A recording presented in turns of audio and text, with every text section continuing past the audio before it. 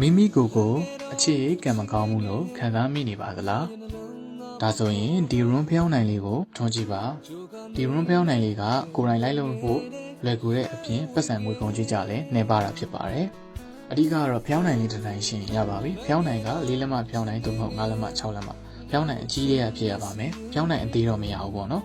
ဖျောင်းနိုင်အကြီးလေးရဖြစ်ရမယ်ကျွန်တော်ကပြားရည်လေးတစ်စုံနှစ်စုံလောက်ရှင်းအဆင်ပြေပြီဒါဆိုရင်ဒီရည်ရအတွက်ပြည့်စုံသွားပြီဘာမှထပ်ပြီးတော့မလိုအပ်တော့ပါဘူးဒီရည်ရမလုပ်ခင်မှာကျွန်တော်တို့ကဒီဖျောင်းနိုင်ပေါ့ဒီ room ဖျောင်းနိုင်လေးမထုံးခင်မှာဒီဖျောင်းနိုင်ကိုကျွန်တော်တို့ကစားရည်လေးနဲ့တန့်တင်ထားမယ်စားရည်ဆိုတာကကျွန်တော်တို့ဒီရည်ထဲမှာစားထည့်ပြီးဖြောထားတဲ့အရည်လေးနဲ့တန့်တင်ပြီးတော့အချောက်ခံမယ်ပြီးရင်ရေမွေးရှိရဆိုရေမွေးလေးဖျန်းမှာနှင်းနေရေမွေးရရင်ပိုကောင်းပါတယ်တကယ်လို့မရှိဘူးဆိုလည်းရေမွေးမစွတ်လည်းရပါတယ်နှင်းနေရေမွေးလေးစွတ်တယ်ဆိုရင်ပိုပြီးအားကောင်းပါတယ်အဓိကတော့အဲ့လိုမျိုးရပြီဆိုရင်ဖျောင်းနိုင်မှာကျွန်တော်အောက်ကချီပကန်လေးတစ်ချက်ခံဒီဖျောင်းနိုင်မှာဒီ last byron လေးရေးဆွဲပါ last byron လေးကတော့အလုံးတည်ပြီးသားဖြစ်ပါမယ်တကယ်လို့ဒီ byron လေးရေးဆွဲပုံရေးဆွဲနေမသိဘူးဆိုရင်ဒီရေးဆွဲပုံရေးဆွဲနေတင်ပေးပါမယ်ပြီးရင်ဒီအောက်မှာမိမိရဲ့နာမည်ကိုရေးရပါမယ်ကျွန်တော်ဆိုရင်အောင်ချမ်းပြီပေါ့ကျွန်တော်တို့အတူကောက်ပဲရေးလိုက်တယ်တကယ်လို့ကျွန်တော်မိတ်ဆွေမောင်နှမတွေကဒါကိုလိုက်လုပ်တဲ့ချိန်မှာဆိုရင်တော့ဒီကိုယ့်ရဲ့နာမည်ပြေဝကိုရေးရပါမယ်အောင်ချမ်းပြီဆိုရင်အောင်ချမ်းပြီဒါမျိုးပြေဝရေးရပါမယ်ကျွန်တော်တို့အတူကောက်ရေးပြထားတယ်ဆော့ပြီးအနီအောင်ပြန်အောင်ဆိုရင်လည်းရပါတယ်အဓိကတော့အနီအောင်ရရင်ပိုကောင်းပါတယ်ဘယ်ကြောင့်ဆိုတော့အနီအောင်တို့ပန်းအောင်တို့ဆိုတာအခြေခံအိမ်အောင်တွေအတွက်အသုံးပြုတာဖြစ်ပါတယ်အနီအောင်မရှိဘူးဆိုမှ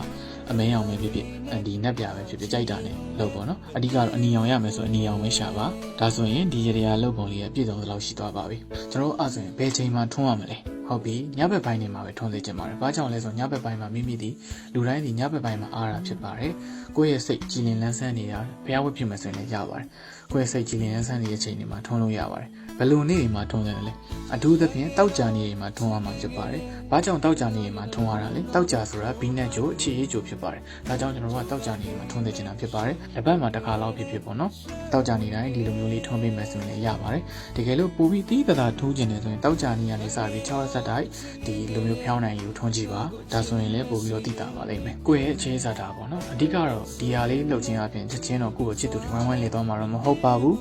ကိုယ့်ဘောမှာကိုယ့်ရဲ့ဒီအခြေရေးနဲ့ပတ်သက်တဲ့အရာလေးကိုယ့်ရဲ့စိတ်အကြည်ဓာတ်လေးကိုယ့်ရဲ့နှလုံးသားအကြည်ဓာတ်လေးရလာပါသေးလိမ့်မယ်ဒါလေးလှုပ်ခြင်းအပြင်နော်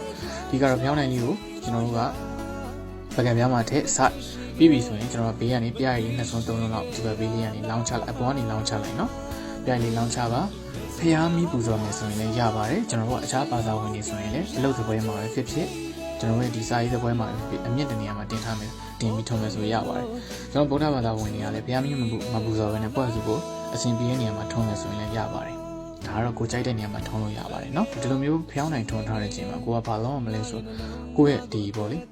ကိုယ့်ရဲ့ဒီအခြေခံစတာတွေပွင့်လန်းလာပြီကိုယ့်ရဲ့နှလုံးအိမ်ထဲနေမိမိရဲ့နှလုံးအိမ်ထဲအလင်းတက်လေးကျွန်တော်ဒီပန်းရောင်ဖြစ်ဖြစ်အနီရောင်ဖြစ်ဖြစ်အဲ့လိုလင်းတက်တွေပြင့်ကိုယ်အိမ်နှလုံးအိမ်ကနေပြန့်ချက်လာပြီးတော့မိမိတို့ကိုယ်လုံးလွှမ်းခြုံသွားပြီးဒါမျိုးစိတ်အာရုံပြုရပါမယ်ပြီးရင်ကိုယ့်ရဲ့ခြေကန်စားကြတွေကောင်းလာဖို့စန္ဒပြုရပါမယ်ဆူတောင်းရပါမယ်ပေါ့နော်ကိုယ့်ရင်တွေကလိုက်လေလေပဲဒီစိတ်အာရုံပြုရမှာဖြစ်ပါတယ်ပြီးပြီးရောထုံးရတော့မရပါဘူးခင်ဗျကိုယ့်ရင်တွေကဖြစ်ချင်တဲ့စိတ်ဆန္ဒကိုယ့်ရဲ့ခြေပေါ့နော်ကိုယ့်ရဲ့ခြေကန်တွေကောင်းလာပြီကိုယ့်ရဲ့နှလုံးသားအကြည်ဓာတ်တွေကိုယ့်ရဲ့နှလုံးသားအကြည်ဓာတ်တွေပြေဝလာပြီဒါမျိုးပေါ့နော်ရအောင်အာရုံခံစားရမှာဖြစ်ပါတယ်ဒါမျိုးလေးလုပ်ပြီးထွန်းကြည့်ပါပိုပြီးအားကောင်းခြင်းနဲ့ဆိုတောက်ကြနေရနေစပြီးတော့6ရက်သက်တိုက်ထွန်းလို့ရပါတယ်ဒါမှမဟုတ်ရင်လည်းတောက်ကြနေတိုင်းမှာထွန်းပေးမယ်ဆိုရင်လည်းရပါတယ်ဒါကတော့အလွယ်ကူဆုံးနဲ့အပြုလုပ်လို့ရရတဲ့ဖြစ်ပါတယ်မရှင်းတာရှင်းကျွန်တော် comment box မှာမေးခဲ့လို့ရပါတယ်အားလုံးပဲအဆင်ပြေပါစေ